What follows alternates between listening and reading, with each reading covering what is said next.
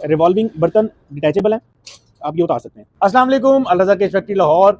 लें जी, ये seal door है। सबसे पहले एक मैसेज है आपके लिए, आप हमारे पेज को फॉलो कर लें ताकि जो भी हम नई चीज़ बनाते हैं, नई क्रिएशन करते हैं, वो आपसे शेयर हो जाए। आप फॉलो कर लेंगे तो हर अपडेट इंशाल्लाह आपके पास पहुंचेगी। अब मैं इसकी डिटेल बताता हूँ।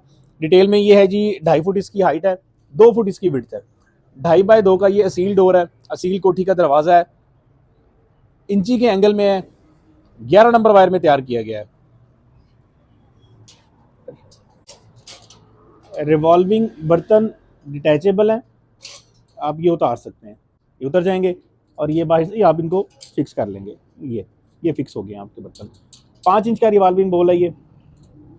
रिवॉल्विंग के ऊपर जैसे हम तैयार करते हैं, गुल्ली कब्जा लगा हुआ है और अच्छा बड़ा गुल्ली कब्जा दरवाजे की चौगाट को भी लगाया हुआ है। इस दरवाजे की चौगाट को भी हमने गुल्ली कब्जा लगाया है।